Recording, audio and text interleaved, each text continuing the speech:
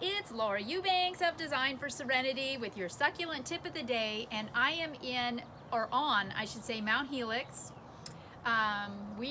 Myself, Greg, Randy, and Hannah, and Justice are going to be tearing into this one-year-old installation. There is a tour afoot, and today is tour prep day. So I thought it would be a wonderful opportunity for me to show you what to do when things run amok. And it's amazing the learning curve one has in a year. Exhibit A. Well, let's talk about the elephant in the room first. This Lucier paddle plant bloomed. It's done.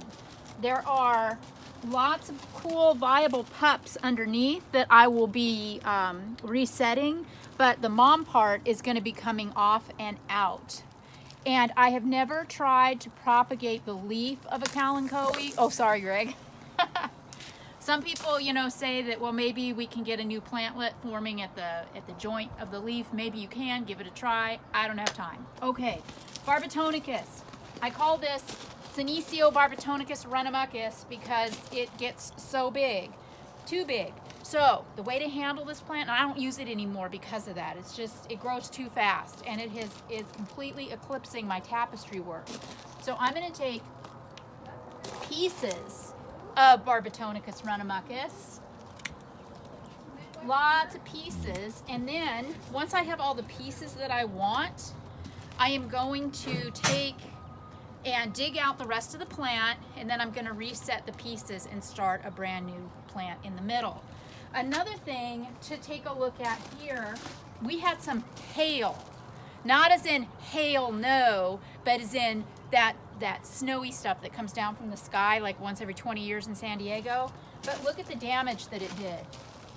Oh shoot. I have been known to go and throw myself over plants in my garden when it hails.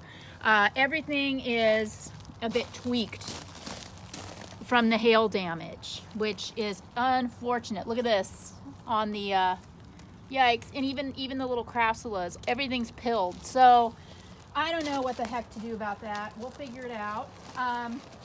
Another thing, the crassulas, are finishing up with their blooms. This is a plant that you can just cut down low. See how I did that? And now from where I cut, beneath that cut, it will branch out. And that way this plant will continue to be fluffy. Over here, you will note that wonderful aloe Hercules has got mealybug. See all that white stuff in there? So I am going to apply a pesticide to this. You can also use alcohol, you can use Joy detergent, you can use insecticidal soap, but I'm going to use a chemical because I need to be able to hit this. I won't be back probably for another year.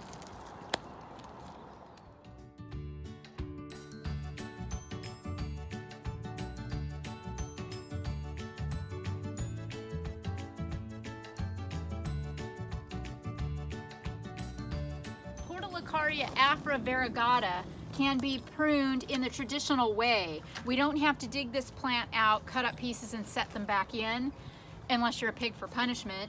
You can just limb it back like you would any other traditional perennial.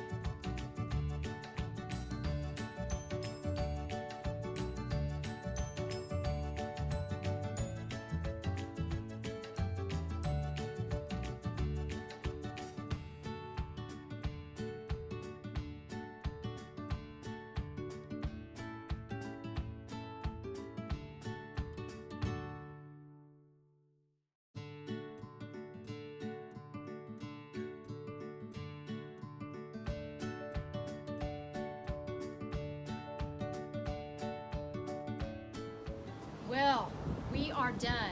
Greg, Justice, Randy, and myself knocked out this tour prep.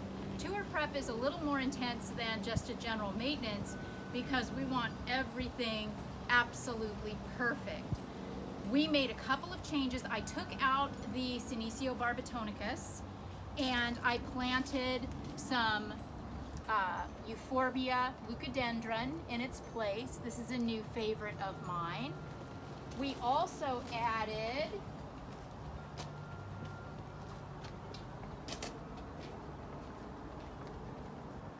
over here a Euphorbia lactea, dragon bones. So I brought in a couple new specimens for my client, and where I took out a couple of things that were sort of ordinary.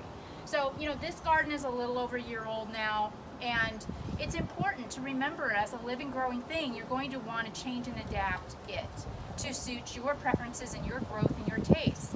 So as a tapestry garden grows, it becomes a little bit more of a collector's garden. Oh my goodness. So we treated our big fella here with a insecticide. It had some mealybug. We put down some fresh Creva and some fresh Fireglass. We used maybe a bag or two of black and burgundy rock. Did some deadheading. Most of it was just detritus removal and a couple of popping in of new plants. This has been Laura Eubanks reporting with Team DFS and your succulent tip of the day in Mount Helix, California. Garden on, my friends.